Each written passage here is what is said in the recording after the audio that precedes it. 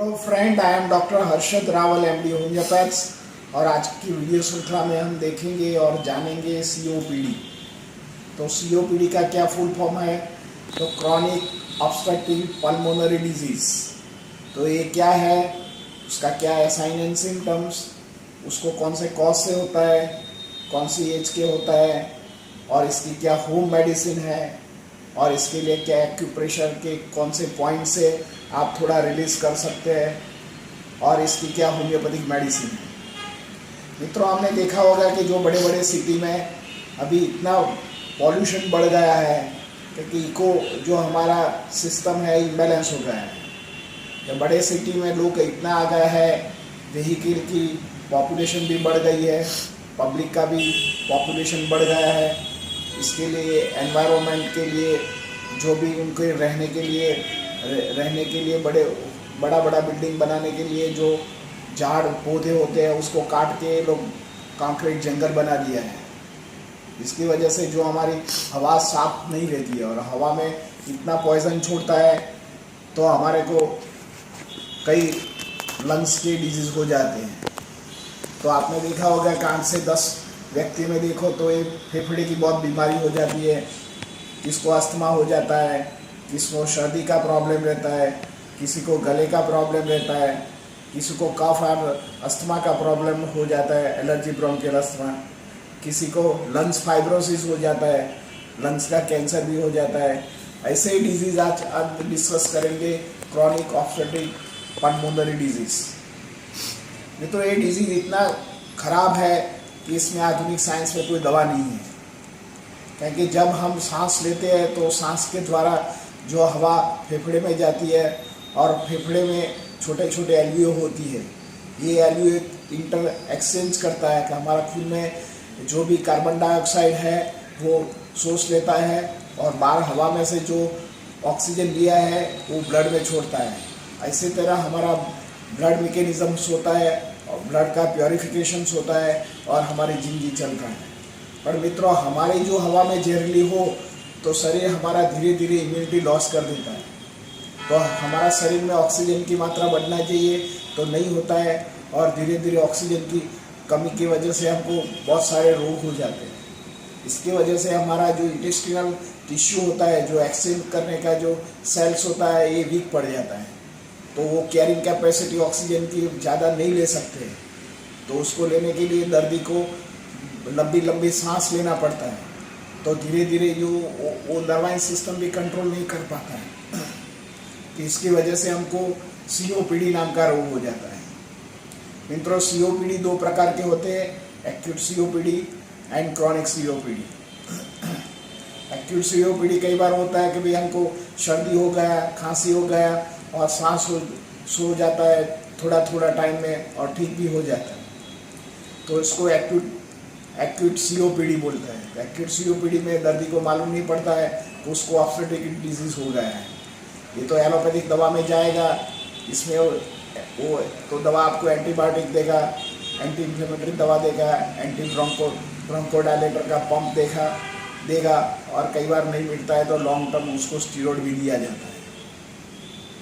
और पर ये उसका प्रॉपर इलाज नहीं है। ये जो लंबे तक रहेगा तो धीरे धीरे तुम्हारा जो सांस लेने का और इंटरैक्शन करने का जो इलास्टिसिटी है एल्वियोली की, वो धीरे धीरे वीक पड़ जाती है और तुम्हारा शरीर में ऑक्सीजन की खामी हो जाता है। तो इसके लिए दर्दी को बार बार खांसना पड़ता है और वीकनेस फील होता है। तो मित्रों, उसका क्या कॉज है सबसे पहले तो हम जानेंगे।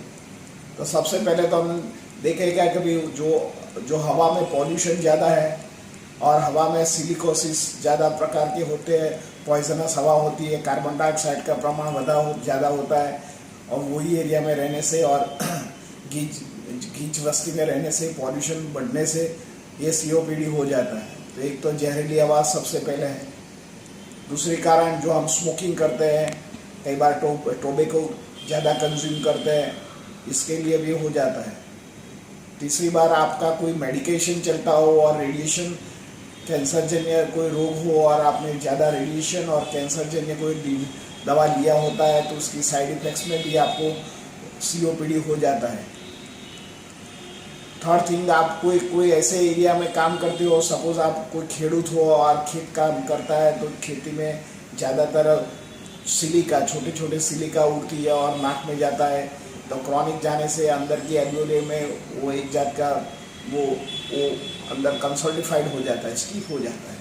इसकी वजह से भी ये एक COPD होता है, उसको सिलिकोसिस बोलता है। इसी तरह कई बार आपने देखा होगा जो खान में काम करते हैं कोलसा की, और इसमें जो डस्ट उड़ती है, डस्ट की वजह से उसको मिलियनरी ट्यूबरकुलोसिस बोलते हैं, ऐसा हो जाता है। TB की वजह से भी उसको होता है, उसको एंटी ट्यूबरकुलोस दवा लेने के बाद भी फेफड़े में काने पड़ जाते हैं एंड COPD हो जाता है, तो उसको कोलियोसिस बोलते हैं। तो ऐसे कोई ऑक्यूपेशन की वजह से भी COPD होता है। तभी COPD के क्या सिम्टम्स या कौन सी एज में होता है? तो सबसे पहले COPD बच्चों में, मिडिल एज में एंड ओल्ड एज में होता है। मेल से ज़्यादा फीमेल में होता है डिजीज़, और मिडिल एज में होता है। कई बार मिडिल एज में COPD का डिजीज़ का डायग्नोसिस हो जाता है, तो दर्दी को लाइफ लॉन्ग ऑक्सीजन की मात्रा कम हो जाती है, तो उसको बाहर से ऑक्सीजन लेना पड़ता है।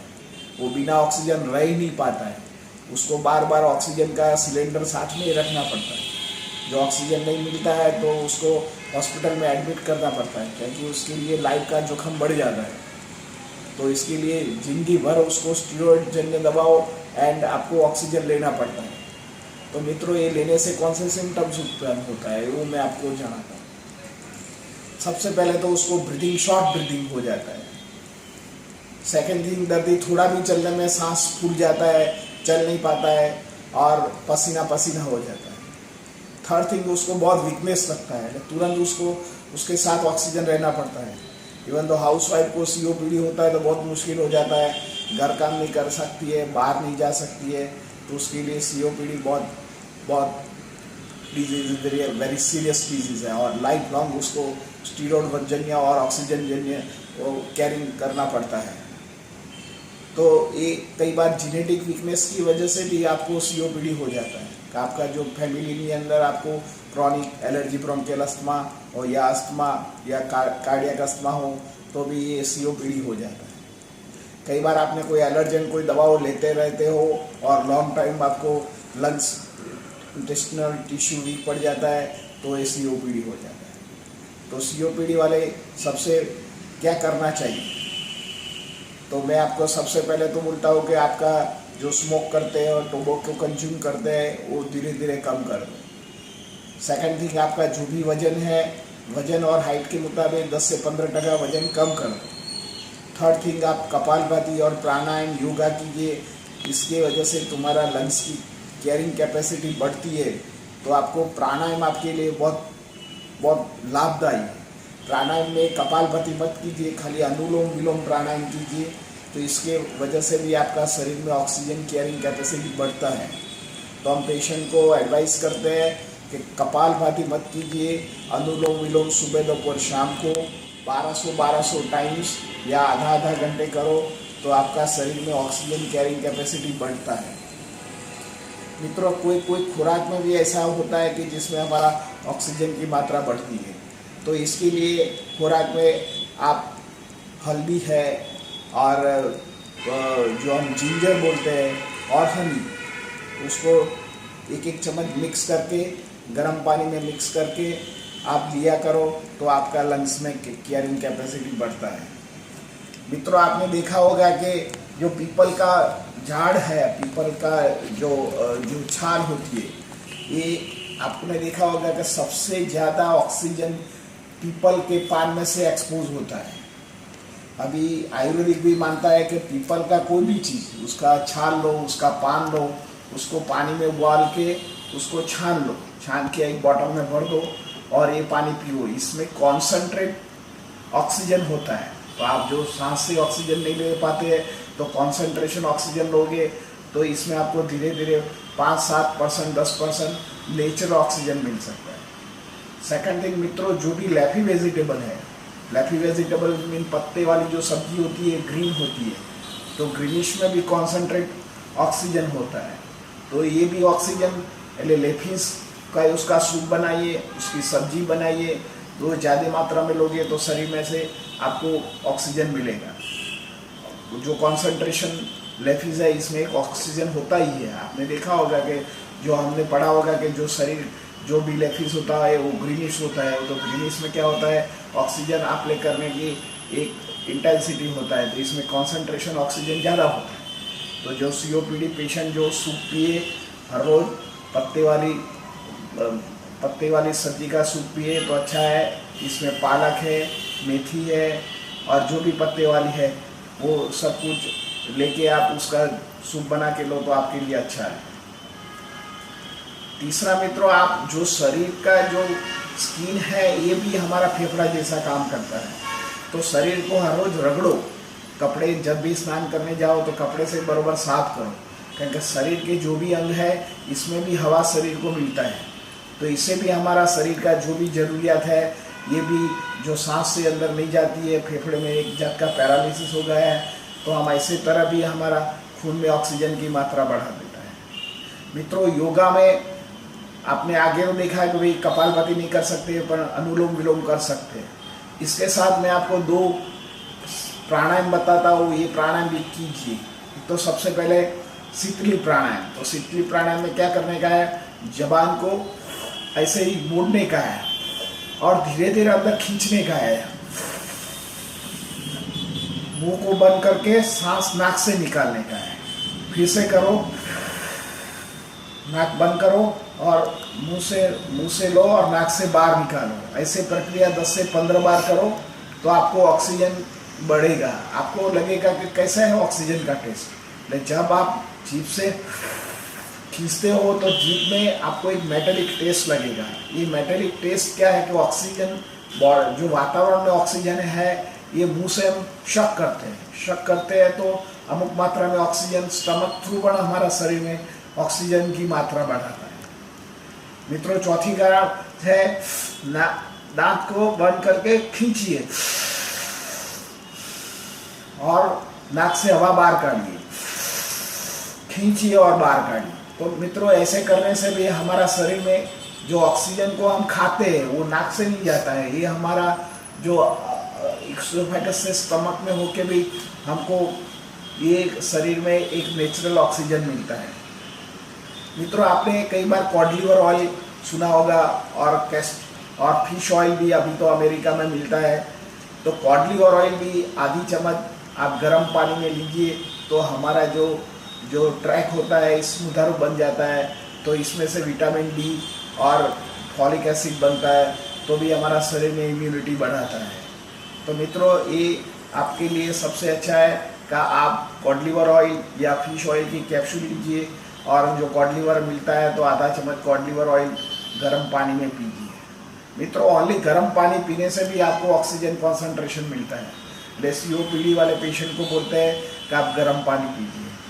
और लास्ट में आप शुद्ध हवा में घूमिए। सुबह में अर्ली मॉर्निंग जब भी व्हीकल मूव कम होते हैं, अर्ली मॉर्निंग में खुले में आप सुबह सैर कीजिए तो आपका फेफड़ा अच्छा हो सकता है और आपको धीरे धीरे ऑक्सीजन आर्टिफिशियल लेना नहीं पड़ेगा। मित्रों, ये हमने बताया होम मेडिसिन। अभी हम थोड़ा पॉइंट ऐसा बताता है कि जो ये पॉइंट आप प्रेस करने से भी हमारा लंग्स में थोड़ा आराम मिलता है, ब्रेथलेसनेस कम हो जाता है, खांसी कम हो जाती है और हमारा शरीर में ऑक्सीजन बैलेंस हो जाता है। तो सबसे पहले जो हमारा कान है, तो कान की जो ये जो रिंग है, तो रिंग को आपको एक पॉइंट धीरे धीरे दबाने का है। तो एक पॉइंट दबाने से आपको एक पॉइंट पे पेन होएगा। देखो, ये पेन मेरे को ये थोड़ा भी पेन रहता है, એટલે मतलब ऐसा नहीं है, पर कई बार कोल्ड एंड कफ रहता है तो ये पॉइंट को आप दबाइए, दोनों कान में दबाइए, ऐसे भी दबाते रहो। ये पॉइंट को आपको पेन फीलिंग होएगा। तो ये पेन फीलिंग वाला पॉइंट को आप प्रेस कीजिए, 10 टाइम प्रेशर कीजिए, उसको धीरे धीरे पफ पुश कीजिए आपका शरीर की, जैसे आपको पेन बहुत नहीं लगे। ऐसे करते रहो 15 बार, 20 बार, 30 बार, ऐसे सुबह दोपहर शाम को कीजिए। तो धीरे धीरे इसका जो लंग्स के साथ कनेक्टिविटीज़ जो नर्वाइन है वो टेंशन कम करता है और ऑक्सीजन की जो मात्रा एक नर्व से नहीं करता है, जैसे नंबर ऑफ न्यूरोफाइब्रोन्स होता है, तो इससे भी थोड़ा भी जो टेंशन रिलीज करता है। तो इसके लिए भी आपको कफ की मात्रा और खांसी की मात्रा कम रहेगा तो शरीर में ऑक्सीजन लेवल की मात्रा बढ़ेगा। मित्रों, अभी हम आपको होम्योपैथिक मेडिसिन बताएंगे। होम्योपैथिक में इतनी मास्टर ड्रग्स है, तो आप धीरे धीरे आप कस्टम होइए और ये दवा लेते रहो, साथ में आपकी भी दवा चलाओ। आपको लगे कि नहीं, आपको यू फील बेटर है, तो धीरे धीरे आप एलोपैथिक की दवा कम कर दीजिए और होम्योपैथिक दवा के ऊपर आइए। तो सबसे पहले उसकी दवा है फॉस्फोरस। तो मित्रों, फॉस्फोरस का जो लोग लंबे होते हैं, लंबी डोक होती है, उसको सांस रहता है और पहले से कफिंग का प्रॉब्लम होता है और कफ के कारण उसको नर्वाइन सिस्टम ब्रेक डाउन हो गया है और दर्दी बोले कि पहले मेरे को जन्म से पहले टीबी हुआ है और मैं पहले से ही पतला हूँ, लंबा हूँ, थक जाता हूँ, सांस चढ़ जाती है, मेरे को सर्दी खांसी की बहुत शिकायत रहती है, थक जाता हूँ और धीरे धीरे ऐसे कंप्लेंट लंबा टाइम रहा है और बाद में मेरे को ये अस्थमा और सीओपीडी का प्रॉब्लम रहा है। तो ये नर्वाइन कंडक्शन इरेगुलर की वजह से जो सीओपीडी हुआ है उसको, तो इसको इडियोपैथिक पल्मोनरी फाइब्रोसिस भी बोलते हैं। तो इसके लिए फॉस्फोरस 30 पोटेंसी आप सुबह दोपहर शाम को 2 से 3 महीने तक लिया करो, तो आपको धीरे धीरे जो आपको लगेगा नहीं ये इससे अच्छा है, तो ये दवा कंटिन्यूस कीजिए 2 से 3 महीने तक। सेकंड मेडिसिन है आर्सेनिकाल। मित्रों, आर्सेनिकाल ये आपको लगेगा कि इज अ डेडली पॉइजन है, तो हमारा होम्योपैथिक का सिद्धांत है जहर जहर को मारे, इस सिद्धांत पर काम करता है। तो आपने देखा होगा कि भाई पॉल्यूटेड सिटी में हम रहते हैं, सपोज दिल्ली है, मुंबई है, अहमदाबाद है, बेंगलोर है, कलकत्ता है, सब सिटी में भी, तो चाइना में भी, बेजिंग में भी इतना पॉल्यूशन है रहने के लिए वो सिटी नहीं मनाया जाता है। तो हमारा शरीर में जो पॉल्यूटेड हवा गई है और हमारा शरीर में पॉइजनस उत्पन्न किया है, तो उसको आर्सेनिकाल होम्योपैथिक दवा नेचुरली हमारा शरीर में जो गया है पॉल्यूटेड हवा उसको डिसॉल्व करता है, उसको एंटीडोट कर देता है। हमारा शरीर में एक इम्यूनिटी बूस्टर्स है।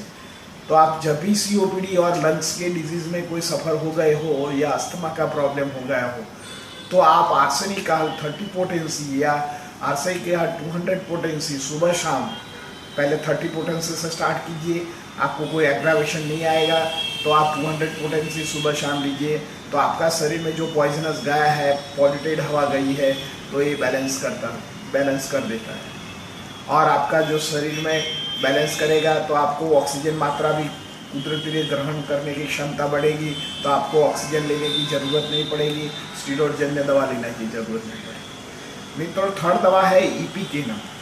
कई बार हम पॉल्यूटेड हवा में जाते हैं तो हमारा श्वसन तंत्र सिकुड़ जाता है और हमको तुरंत ब्रीथलेसनेस हो जाता है, शॉर्ट ब्रीथिंग हो जाता है, खांसी आ जाता है, थक जाते हैं। तो आप फेरमफॉस 200 पोटेंसी सुबह शाम लेने से आपको ये प्रॉब्लम हो जाता है। मित्रों, जब सीओपीडी का प्रॉब्लम होता है और आपको ओनली ड्राई कफिंग ही रहे, अंदर से स्पुटम नहीं निकले, ओनली ड्राई कफ रहे, तो होम्योपैथिक में स्ट्रिक्टा पल्मोनेटा नाम की एक दवा है, उसका मदर टीचर फॉर्म में मिलता है। मैं आपको नीचे लिखूंगा सब दवा, आप उसको मार्केट में से लाके 10 ड्रॉप्स स्ट्रिक्टा पल्मोनेटा सुबह 2 पर शाम को लेने से आपकी जो सिकुड़ जाता है एलर्जी की वजह से तो ये दवा आपको बहुत कारगर काम करेगा। थोड़ा लंबे वक्त तक लेते रहने से आपको ये जो प्रॉब्लम्स है वो ठीक हो जाएगा और धीरे धीरे जो सिकुड़ना हो जाता है इसकी वजह से आपको सीओपीडी हो जाता है, तो एक पल्मोनरी ऑब्स्ट्रक्शन दूर करता है और आपको एयर प्रेशर ठीक कर देता है और ठीक हो सकता है। मित्रों, 5वीं दवा है फेरमफॉस। फेरमफॉस 6x दवा जो है ये आप 1-2 सालों तक लिया करो। फेरमफॉस में 6x पोटेंसी बायोकेमिक लेने का, इससे ज़्यादा पोटेंसी मत लीजिए। फेरमफॉस में दर्दी को अशक्ति लगता है, खून की कमी हो जाता है, दर्दी को वीकनेस लगता है, बार बार सर्दी हो जाता है, अस्थमा का अटैक आ जाता है, तो ये दवा लेने से दर्दी को अच्छा हो जाता है। मित्रों, इसके साथ दर्दी को ये चरी पाटने का है, एक तो स्मोक नहीं करे, पॉल्यूटेड हवा में नहीं जाए, उसको ठंडा जो पीना है वो दूर करना पड़ेगा। फ्रूट में संतरा, द्राक्ष, केला, फ्रीज का पानी, Thums Up, Rasna, Gold Spot ice cream, chocolate, sauce, jam, दही, छाछ, तरबूज वाले जो पदार्थ है उसको दूर करें और रखें। खुराक में अंदर आप सूंठ, हल्दी, घी गोड़ का गोटी बना के ले सकते हैं, तो भी अच्छा हो सकता है। मित्रों, अभी आपने देखा होगा अभी पॉल्यूशन है तो लोग वो हवा साफ करने का मशीन रखता है, पर आप बेटर है कि अभी ऐसे प्लांट है, आपने देखा होगा कई बड़े बड़े व्हाट्सएप ग्रुप में भी आ गया है कि ये प्लांट में ये ठीक करने के लिए भी अच्छी दवा, अच्छा प्लांट है। तो सबसे पहले तुलसी, बराबर। सेकंड थिंग लेडीज फिंगर नाम के जो प्लांट है, मदर टंग करके, तो ये प्लांट भी ठीक कर सकता है। पाम है, पाम के छोड़ भी एक रूम में रखो तो ये आपका जो हवा है शुद्ध करने की इसमें कैपेसिटी होता है। तो ये पौधे मार्केट में मिलता है, सस्ता है। साथ के साथ होम्योपैथिक दवा कीजिए, थोड़ा वक्त दीजिए। जो नहीं मिलता है तो आपका केस का सारा हिस्ट्री लेना पड़ता है। मेरे पास अभी COPD का लगभग 300 से 400 पेशेंट है। इसमें हमने 3-4 साल दवा लेने के बाद सब पेशेंट अच्छे हुए हैं। हम पेशेंट को मोटिवेट करते हैं, एलोपैथिक जैसे घबराते नहीं है। पेशेंट को बोलते हैं आप आपका ऑक्सीजन लेवल, ऑक्सीजन के मशीन के साथ होम्योपैथिक दवा कीजिए तो धीरे धीरे आपका ऑक्सीजन की मात्रा फिर से शरीर रिज्वाइन करता है। ये होम्योपैथिक दवा में सब मास्टर ड्रग्स हैं। आपको लगता है कि स्वीट बॉल्स क्या करेगा, पर ये sweet balls is a micro organic medicine है। आपका जो लंग्स का जो छोटे छोटे अंग में वो हमारा शरीर को इम्यूनिटी जैसा बूस्टिंग करता है और शरीर को रिज्वाइन करता है। मित्रों, COPD इनक्योरेबल डिजीज़ नहीं है। आप धीरज से, शांति से अच्छे होम्योपैथ को मदद लीजिए या आप खुद मेडिकेशन कीजिए। हमारी ज़रूरत हो तो हमारा सेंटर पर आके भी ट्रीटमेंट ले सकते हैं। तो मित्रों, ये वीडियो आपको अच्छा लगा तो आपका ग्रुप में भी शेयर कीजिए कि जिसको COPD का जो पेशेंट है उसको हेल्प बनी रहेगा। मित्रों, ये वीडियो अच्छा लगा हुआ तो हमको शेयर कीजिए। हमारा बटन नीचे बताया हुआ है, सब्सक्राइब कीजिए। Thank you very much.